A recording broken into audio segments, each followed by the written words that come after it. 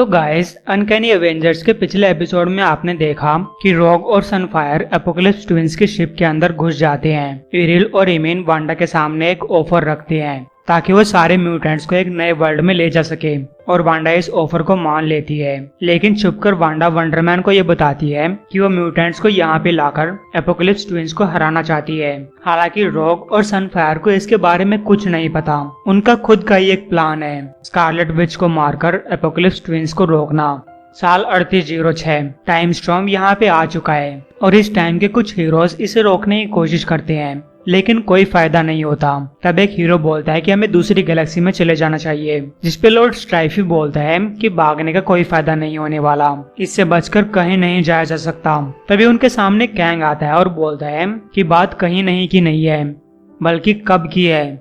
मेरे ऊपर अपने शक को छोड़कर मेरे साथ आओ और मैं तुम्हें इस टाइम स्टॉर्म से बचा कर ले जाऊंगा। इधर साल 2033 के अंदर एंड में, जो कि अब वेनम स्पाइडरमैन है, वो भी टाइम स्टॉर्म के अंदर जाने लगती है, लेकिन तभी कैंग वहां पे आकर उसे बचा लेता है। साल 2099 डॉक्टर डूम देख रहा है कि इस पूरी टाइमलाइन के अंदर से रेड ऑन्सलॉट जा चुका है, लेकिन ये टाइमलाइन अब भी डिस्ट्रॉय हो रही है। कोई जगह तो सुरक्षित होगी, कोई दूसरा प्लेन ऑफ एग्जिस्टेंस। तभी वहां पे टाइम स्टॉर्म आ जाता है, लेकिन उसके बाद कैंग भी आ जाता है। वो डॉक्टर डूम को अपने साथ मिला लेता है और इसके बाद साल 2020 में जाता है, जहाँ वो टोनी स्टार्क के भाई एर्नो स्टार्क को अपने साथ मिला लेता है। साल 2014 और यहाँ की टाइमलाइन भी खत्म हो रही है। रेड स्कल बोलता है, ये क्या मतलब है, क्या कोई मॉन्स्टर हमसे बदला ले रहा है? तब कैंग इनके पास आता है और बोलता है, असल में 2 मॉन्स्टर्स बदला ले रहे हैं और उसका असर हम दोनों के ऊपर हो रहा है। और गाइस, यहाँ पे रेड स्कल के साथ एहैब भी मौजूद है।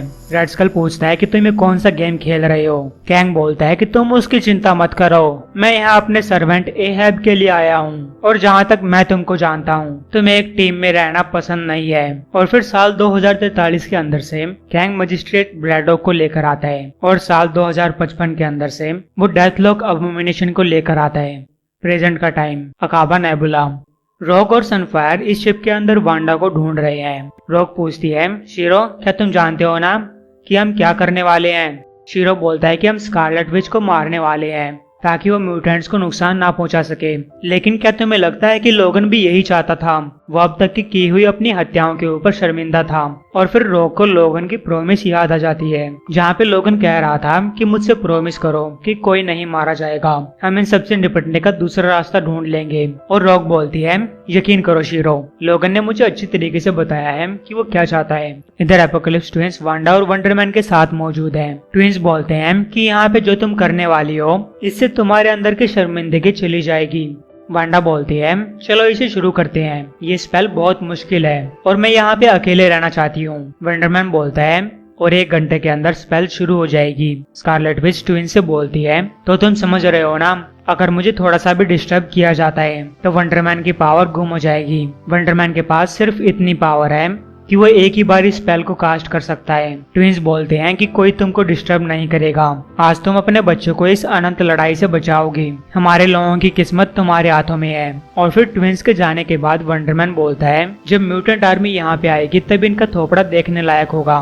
वांडा बोलती है कि स्पेल में दर्द होने वाला है, क्या तुम तैयार हो? वंडरमैन बोलता है, तो देखते हैं क्या होता है। वांडा बोलती है, तो चलो इन एपोकलिप्स ट्विंस को म्यूटेंट्स का गुस्सा दिखाते हैं। और फिर वांडा वंडरमैन की पावर से स्पेल कास्ट करने लगती है। दूर खड़े एपोकलिप्स ट्विंस शराब का मजा ले रहे हैं, और तभी शीरोम और रॉक को वंडरमैन और वांडा दिखाई दे जाते हैं। रॉक देखती है कि उसने स्पेल पहले ही चालू कर दी है। शीरो रॉक से पूछता है, क्या तुम तैयार हो? लेकिन तभी इनके सामने ग्रिम रीपर और डेकन आ जाते हैं। वो बोलते हैं, सॉरी हीरोज, प्यार के पंछी थोड़ा सा बिजी हैं। डेकन रॉक के ऊपर अटैक करता है और ग्रिम रीपर शीरो के ऊपर अटैक कर देता है। और चूंकि हाल फिलहाल रॉक के पास उड़ने की पावर्स नहीं है, तो वो नीचे गिर जाती है। ग्रिम रीपर रॉक से बोलता है, मुझे तुमसे बदला लेना है। रॉक बोलती है, तो अपना थोपड़ा बंद करो और बदला ले लो। ग्रिम रीपर बोलता है, बुरी बात है कि तुम्हारे पास सुपर पावर नहीं है, तुम्हारे पास अपनी खुद की कोई पावर नहीं है, तब रोग अपने क्लोज निकालती है और बोलती है मेरे पास एक दोस्त की पावर है, और वो ग्रिम रीपर के ऊपर अटैक कर देती है। उधर डेकन बोलता है तो उन्होंने तुमको भेजा है सनफायर ये सब काम करने के लिए। लगता है कि पिक्सी बहुत बिजी थी और पिछली बार जब मैं जापान के अंदर था तो वो लोग तुम्हें बेवड़ा बुला रहे थे,